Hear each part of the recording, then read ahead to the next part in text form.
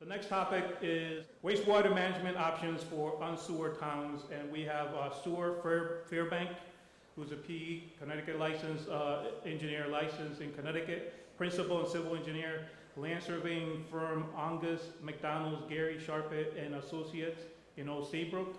He joined the firm in 1984, has over 32 years, and has evaluated and designed subsurface septic disposal system on over 1,000 residential sites.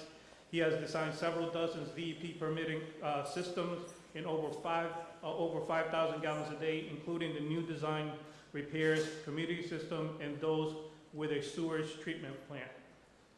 Stuart? Thank you. Good afternoon. As Dennis said, I'm going to talk about subsurface sewage disposal. This is all on site. To a certain extent, I envy you folks who have a municipal plant that you can discharge to. But I live and I work in Old Saybrook. Obviously, Old Saybrook is the poster child for decentralized and subsurface sewage disposal. I've lived there my whole life, so I got to live the dream since the mid-'70s when the DEP order came down, and I'm one of the few people who will admit that I actually voted for the sewers 25 years ago when it was all shot down.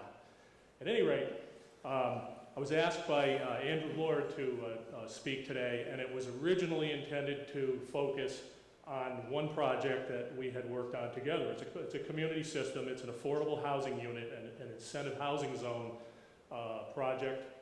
Incentive housing zone being a type of affordable housing, and of course everybody knows that when the word affordable housing comes to your town, the 8-30G is basically used by many developers as a hammer. It's the club that you hit the Planning and Zoning Commission with to make them understand that they're not going along with your plans and you want to get this approved. That is, in fact, how this one originally evolved, but it actually turned into something really positive and was eventually embraced by the town. Subsequent to agreeing with Andrew that I would talk about this, I then got a couple of phone calls and people said, oh, and also would you talk about a little bit about AT systems?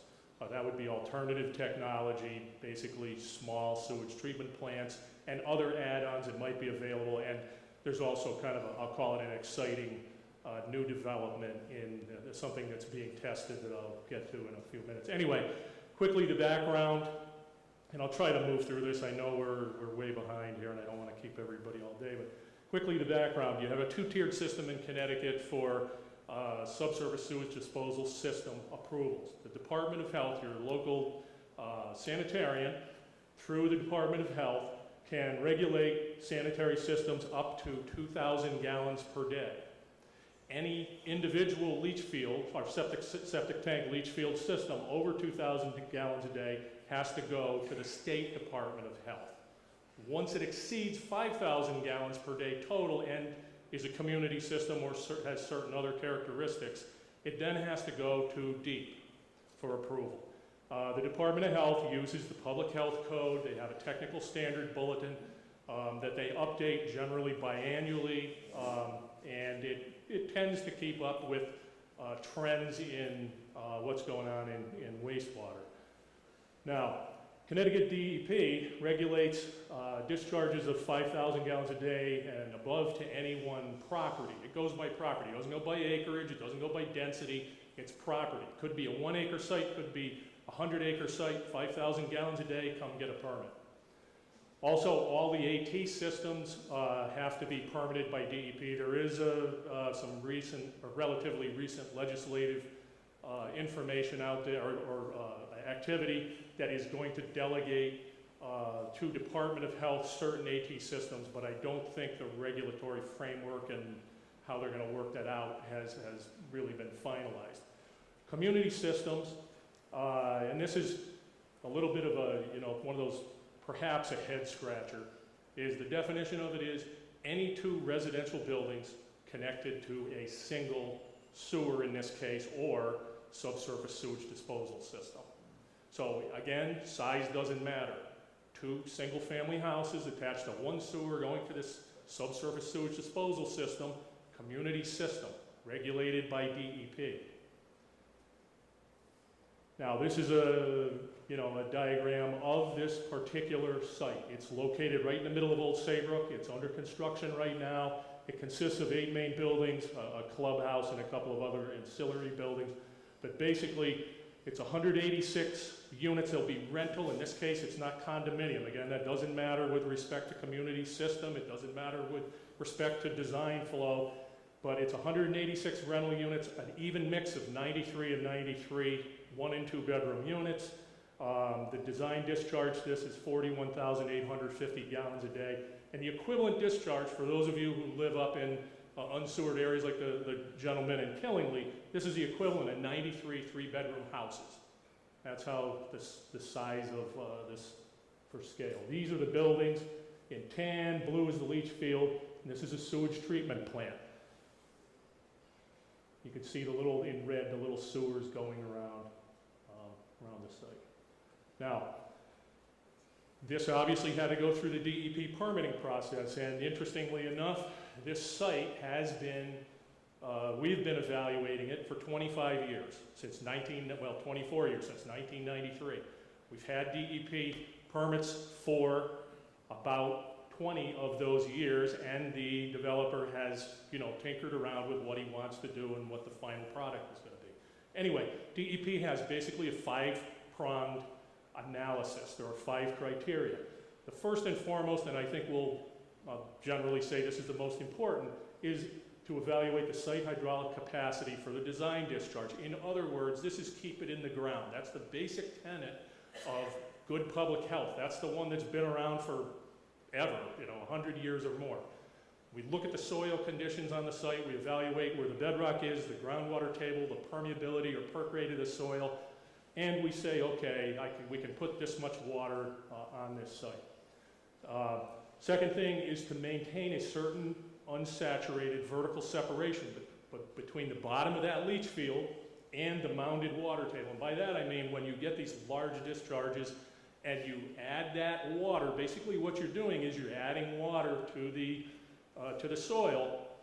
There is an addition of groundwater elevation that occurs underneath that system while that becomes part of the general groundwater regime and moves off of the site. The reason for that vertical separation in the deep model is that viruses, actually there's a couple types of pathogens that are removed in that unsaturated area, but in their model it's virus. As the water percolates through that unsaturated soil, the virus dies off. Third bullet is adequate down gradient separation for a specific time of travel. In other words, in this case, the model has varied between 21 and 42 days, 3 weeks and 6 weeks travel time. And the theory for the last 30-some years has been that during that time period, as the effluent, the sewage has dropped into the groundwater and then started moving in whatever direction it moves in, and of course it always moves down gradient, downhill, if you will. That's the easiest way to visualize it. Over some period of time, those bacteria will die, of old age to a certain extent.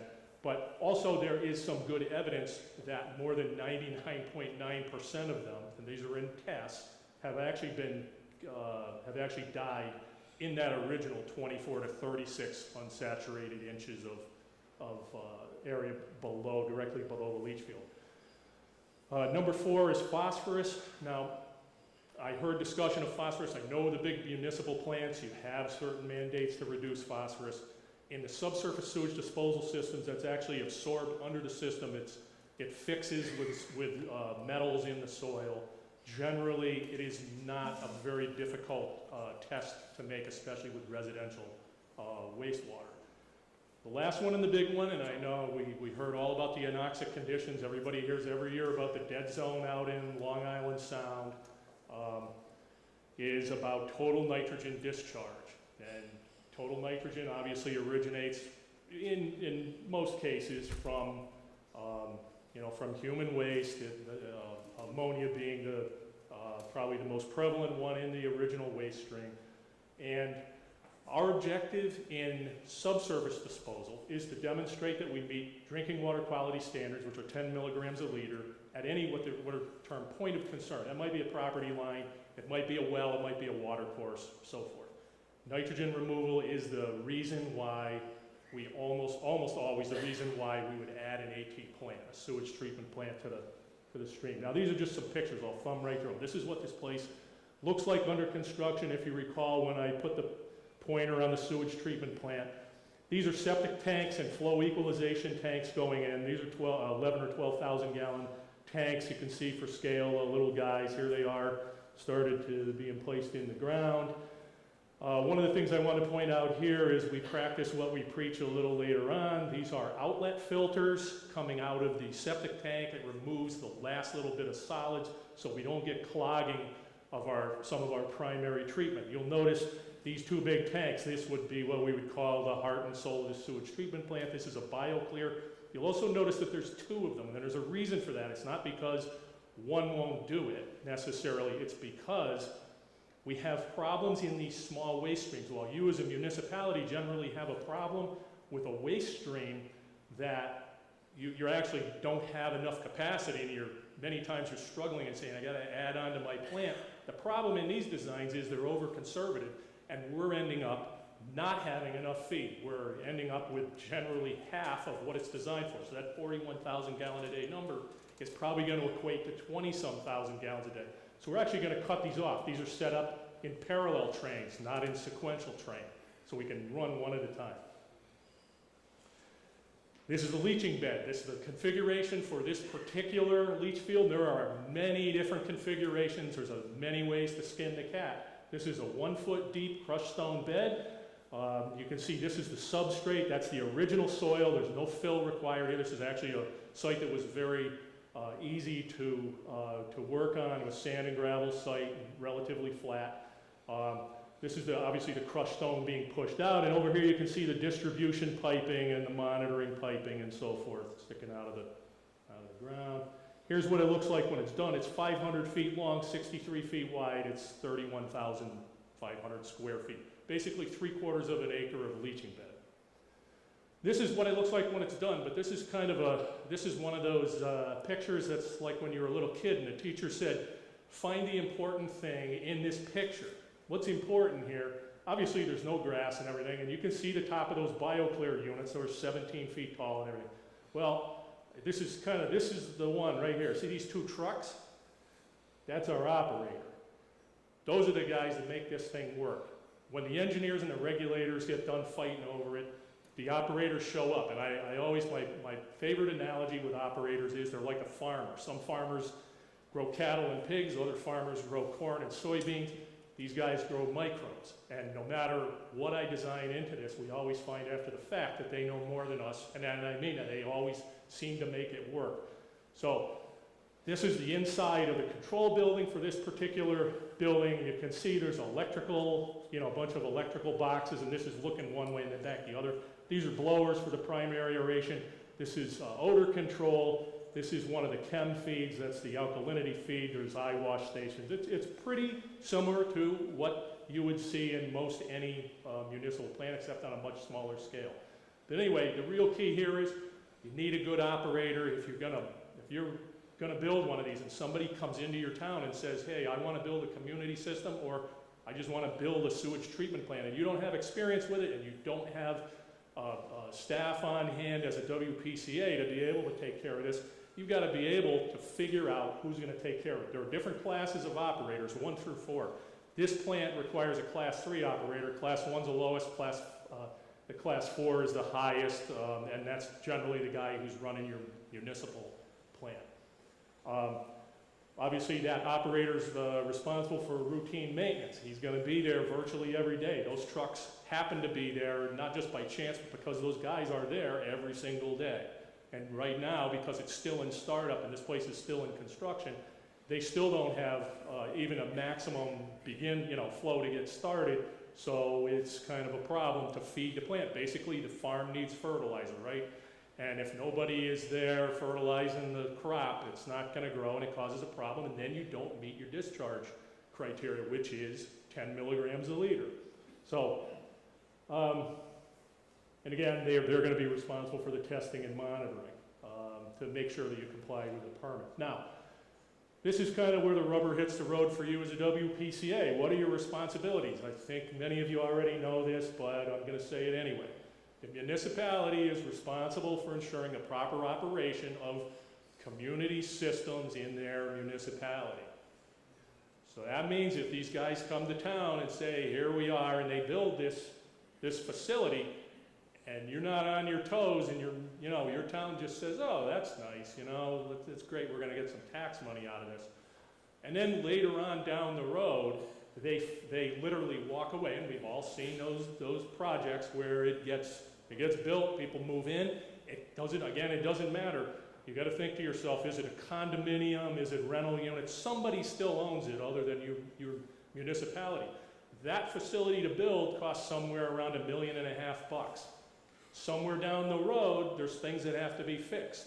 When you look at the capital improvement that's got to be made there over time, we all know things like blowers and pumps and any little mechanical gadget in your plant might have 1, 3, 5-year expected lifespan. Some of the bigger components, 10, 15, 20 years, and then things like the big concrete vessels and the leach field might be 30 to 50 years. But you've got to figure out, if these people walk, how are you going to pay for it? So what are you going to do? The first thing you can do, your first line of defense is your local health department.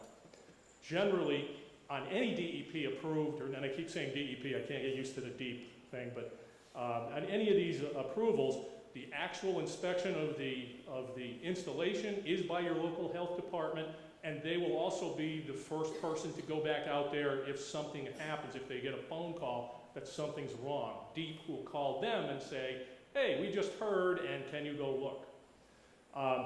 And then the really important thing for you is to at least give consideration to entering into an agreement with the developer, with the builder, for long-term maintenance contracts. And those include two different kinds of contracts. One is the operations and maintenance contract, which includes the guys in the little trucks that come out every day. And the second part is the capital improvement. Now this one, I can tell you, was negotiated by Andrew and the town's representatives. And I believe that it's funded, I think it's $87,000 a year for operation and maintenance, which is generally, that's a pretty standard ballpark cost for these guys to run one of these plants for a year. These are outside vendors, these are not town employees, they're private vendors. And then the long-term, the capital equipment repair and replacement fund is about 450? I think it's 450,000, or thereabouts. And that money is in a set-aside fund, and that money can be used by the owner if he suddenly finds out, I need $50,000. He can take that money out of that fund, and he can use it, but then he has to replace it in some specified time frame. So those are the decisions you have to make. I would also suggest don't wait till the last minute if you don't already know somebody. Obviously, since you're here to network and find out about what's going on, who's out there who might be available to help you. Don't wait till the last minute, because then it's the usual scramble. And again, talk ahead of time about what your policy is. Are you going to require responding? Are you going to require the contracts and so forth? Now, nitrogen we've already talked about. Why are you going to reduce nitrogen? What we heard earlier about eutrophication and the anoxic areas in Long Island Sound. Also the public health at total nitrogen drinking water quality standards at 10 milligrams a liter. That's why you get rid of it. What are the possible strategies? And in Connecticut we have a fairly limited number of strategies because of our regulatory framework. And I say this again in the context of unsewered areas, generally not municipally funded, they're generally privately funded, so they don't have the opportunity to get, Clean Water Act funding and so forth. But obviously, they're kind of, pretty standard stuff. Septic tank maintenance, pre-treatment, enhanced removal, and passive removal. We'll go down those quickly. This is the easy one. This is the low-hanging fruit. Basic maintenance of septic tanks. I know it's a good thing we just didn't eat lunch, but here's a regular, this is just a septic tank that hasn't been pumped. This is the, I'm not sure if it's the inlet or the outlet baffle. Doesn't really matter, you can see what's in there. And this is one of the aforementioned septic tank outlet filters. Those are removable, you just grab them, you can see the handles, grab them by the handle, pull them out, rinse them off. The general maintenance regimen that is recommended and seems to work is every 5 years, require people in your town to have them pumped. Pump the tank, inspect the baffles, repair and replace as necessary. Real easy stuff. Now this one is kind of a touchy subject, and if it sounds like I'm throwing some political barbs here, I don't mean to, but the fact is that we really don't have a framework for putting in small alternative technology systems in Connecticut right now.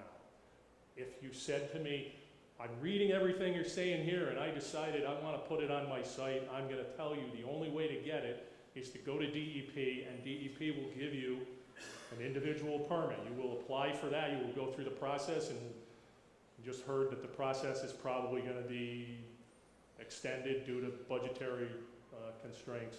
So anyway, there are many of them available.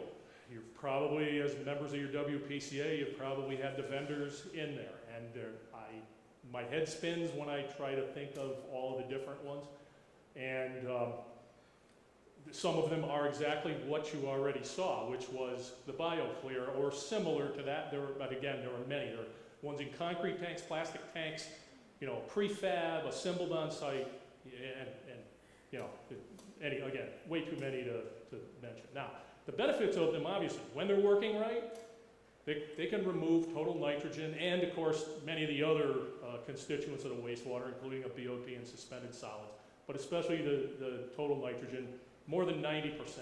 And typically, the waste stream coming into them might be between 50 and 60 milligrams a liter for residential, and you're going to get it out, when they're running right, at somewhere between 5 and 10. So it's going to meet drinking water quality when it comes out.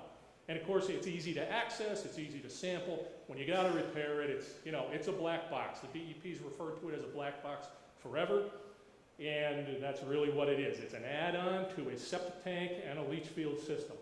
The drawbacks to it is it requires maintenance. It is not so different from your municipal plants. It's not so different from that 41,000 gallon a day plant that you just saw. And it actually has the additional drawback of both water quality and quantity issues. Quantity because it's a small, if it's on a residential, if it's on a house, when those people go away, all of a sudden there's no flow. And the other problem that I know everybody deals with is quality.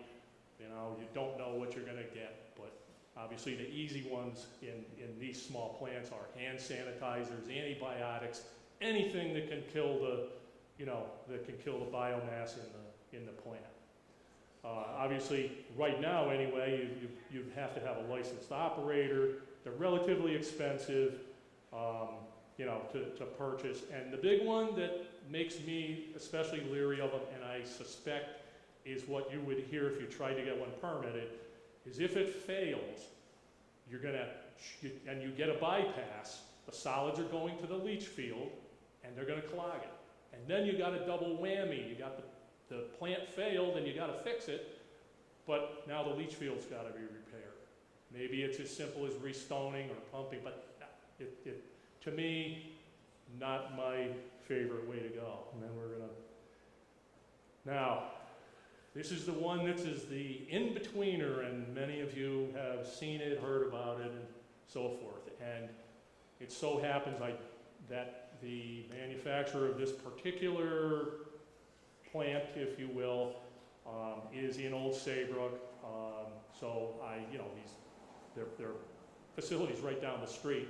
so I can go down and look at this stuff. And we found out about it about 10 years on a large failed system, which was, it's a convalescent home. The old Saybrook Westbrook town line goes right through it. That system had been a problem, had been a thorn in my side for 20 years. And it was the last year that Warren Herzig was, right before he retired from DEEP, and Warren came out and we said, well, let's give this stuff a try, and we put it on that system, and it cleared it up, and what had been an overflowed system for 20 years is now only being utilized in thirds, 1/3 at a time. Use 1/3 for a couple of months, turn it off, switch to number 2, to third number 2, and so forth sequentially. So in that light, I began to be sold on it as a useful add-on to leach fields in general, but then we found out that it does remove nitrogen. The DEEP does credit it in a septic tank leach field septic system. This add-on, it's called soil air. It's nothing, quite literally nothing but blowing air at low pressure up to about 9 psi into the leach field. But what it does is removes, it allows basically the ammonia to nitrify and alternating between air on and off, on and off.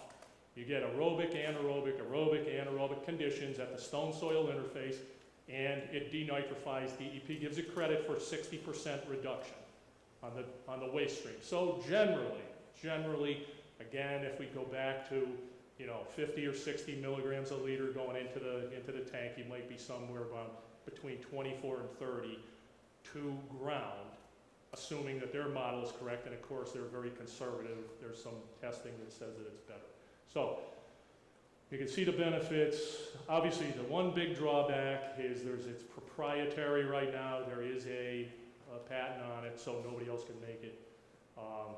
It does require electricity, but the good thing is if it turns off, if there is an electrical failure, or if you go away for the weekend and it shuts down, your leach field doesn't fail because of it. There's no bypass of septic tank effluent or septic tank solids or so forth.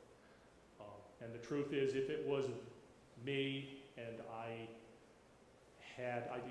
obviously I'm designing for private clients, so there are some cost considerations, but as a general statement, if I was a regulatory official and I identified areas where I wanted to reduce nitrogen, especially those areas, I live down on Long Island Sound, but you also have all these lake areas. We heard about Woodridge, if they said, hey, we want to try something like this, that's what I would suggest trying. And this is, I mentioned the clogging layer, the biomat. This is where that particular technology gets the denitrification. This is the slime layer. This is the stone in a leach field. This is the surrounding soil. And this is the biological mat that forms where the nutrients in the wastewater are consumed and where the denitrification would take place in that particular instance. Now, I got some slides. I also, as one of these phone calls that I got was about a couple of papers that are circulating right now about a new, I'll call it a technology. It's a test, still under, being tested in several different locations, both in Florida and Massachusetts. And so I contacted the Mass Test Center, and George Hoyfelder was good enough to put together a few slides for us that show what they're doing in this regard. Now this is his slide of basically what a regular septic system looks like. Building sewer, septic tank, leach field. NO3 is the nitrate that's leaving the leach field, and then you can see their ideas, okay, just schematically it just leaves the site. Now, what they're doing is they're calling it a permeable reactive barrier. And what they're doing is they're building this from the bottom up. Down here, he's calling it silty sand and sawdust, and there is one that was just built in Old Saybrook on a town garage property as a test.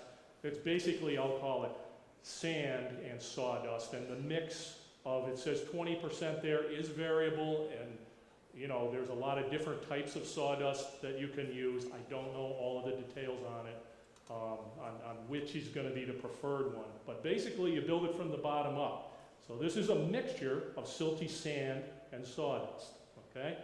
This is a sand fill underneath the leach field, and here's the leach field. Now you remember a little while ago when I was talking about this unsaturated area directly underneath the leach field, we said that's where certain things happen, where viruses remove, many of the bacteria are removed. In this one, that's where some nitrification, which is the oxidation of the ammonia to the nitrate occurs. And then as it drops down and it hits this permeable reactive barrier, that creates an anoxic condition in the presence of carbon. What that sawdust does is it provides a carbon source. Remember in your sewage treatment plant, what's one of the things everybody has to add? Everybody's adding methanol, ethanol, micro C, whatever that is, that your plant operator dumps in there. That's a carbon source that they need for cellular growth and metabolism. That's the microbes we're talking about. So anyway, those microbes down here in the anoxic zone in this silty sand and sawdust, they strip that oxygen ion, those 3 oxygen atoms, and they allow the nitrogen to evolve as a gas. And of course, everybody knows you're breathing right now a mixture of nitrogen, oxygen, and trace amounts of other things. 78% nitrogen is what you're breathing right now. So that's a promising solution. I think in the next few years that is probably going to be something to look at. And there's one more slide of what's going on, in case anybody's wondering what this is. Oh, I'm sorry. And this shows a relationship of influent, what they were seeing at the Mass Test Center in terms of influence strength. And you can see when they start this thing up, these are days from the beginning of the test at the bottom. And you can see it takes a little while for it to ramp up, and then all of a sudden, when you start to see the denitrification, this is total nitrogen output, it's down. This is the 10 milligram a liter line. And you see a little blip here. One of the things I'm guessing it's attributable to is seasonal variations. Every plant, anything that depends on oxygen from atmospheric air is going to be subject to seasonal temperature variations that cause problems. Obviously, below about 59 degrees, your treatment starts to drop right off. So wintertime, we always see blips. Summertime, we see good until it gets too hot. Everybody knows, right? There's a sweet spot in there between, around low 60s to somewhere in the mid 70s. Anyway, here's what it looks like. This is the bottom before anything was built, and what this is that I referred to a little diagram on the bottom. This is actually the lysimeter, the fancy name for the collection area for the water as it percolates down out of the bottom of that leach field, and so it's basically a sampling port. And when it's done, this is a little harder to see over here. This is the same place, but you see the rim of this bucket? That's the rim of the bucket, down in the sand and the sawdust. So that's what it looks like. This is the sampling port going up to grade. And of course, from here they built up with sand and they put the leach field on top. And this is again at the old Saybrook Town Garage. So again, it's promising, but it's not something that's approved. So, any questions? Anybody want a question, or are we all tired and want to go home by now? I was looking, I saw a couple of you sleeping. I know what was happening. No? Is there a general rule for how many units you need to build to make an AT system economical?